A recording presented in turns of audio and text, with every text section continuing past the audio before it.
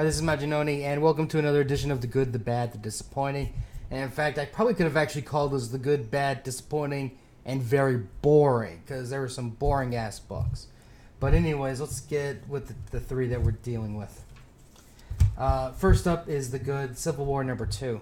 Now, Civil War number 2, actually, for me, and I'm sure I've heard this before, but I'm sure other people feel the same way, that this feels like this is how Civil War should have ended, where, Captain America did not just quit. And, you have the divide in the country, and basically Stark and Rogers are at war. Now, in this case, there's two things that are really going on here. One is you have Stark, he needs to expand and take over some of the land in the West, or the Free Zone. And Peter is really edging Rogers to fight the war, because he's like, look, this is bullshit, Tony tried to assassinate you, this is going on too far, he's going to attack. And they unveil their plan.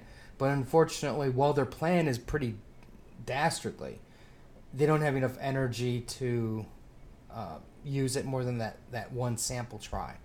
So that's where we're going to go for that, in that direction.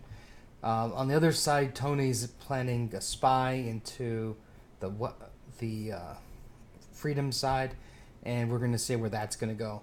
Now, one thing I thought was really cool was the ending. You had a really cool surprise guest, and overall, the art, the writing, everything about this was a solid, really solid read so far. It probably could be a little tuned up a little bit better here and there, but I think overall, this was like I said, a strong book. Alright, the bad.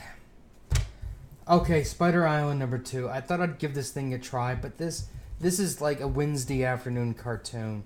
It's just, I don't know, it's just character, like, what can we throw out next in terms of animal creatures? And I'm just like, I'm so over this. The artwork really does look like it's an art that, like, you would see in, like, the Avengers Assemble for Kids type book. Something that they're trying to mass market to a younger audience who doesn't know all the baggage of regular Marvel Universe. And for me, every page I was losing interest. It's just basically them, we got to figure out a way to stop the Spider Queen, but we did, and we turned them into like Cap and Alligator Hulk, and we got Tony on our side now. And then when I saw this part here where Giant Man shouts out for the Queen, I just kind of lost it. And this is what I did with the book. And I just went like that, and I put it away. Book was fucking boring. I can't. This is what we call a letdown. From, you took a good story and you put on some crappy people, and it's a crap book. That simple. Crap book. Canceling. How dare they tarnish Spider Island? And those are words, believe me, those are words I thought I would never say. Okay, on with the disappointing. And actually, I was really surprised that I pulled this for disappointing. And that's Justice League Gods and Monsters, Wonder Woman. Now, here's the deal. Batman, Superman, strong books. Really strong. Wonder Woman, not as strong, but this is the deal. I think that what they tried to accomplish in this book, they did. I mean, this is a very unique take on the Wonder Woman character. Basically, she came from New Genesis, and she lands on the Earth, and she's like, this fighting, it's got to end. I'm going to find my own place in this world. Going to live like a peaceful life. And you show her throughout time. And it's just like, I don't know, it's kind of like you're just waiting for that fight to happen. And when the fight does happen at the end, it's kind of a letdown. And then she eventually goes, well, okay, I gotta put on my costume and rejoin the world type thing. Now, but here's the deal. In order to get to that spot, you really do have to go through all of this.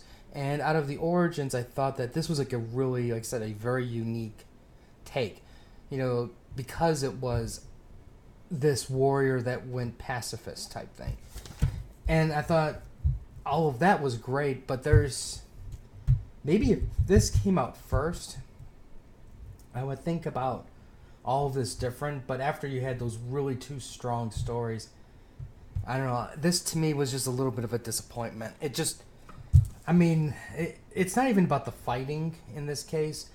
You didn't need the fighting, because I thought it made a much more interesting story where it wasn't there.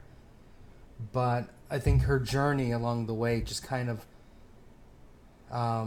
it wasn't clicking with me, I guess you can say. So this was my disappointment. But anyways, that is some reviews for you today. Let me know what you thought your good, your bad, and your disappointing is.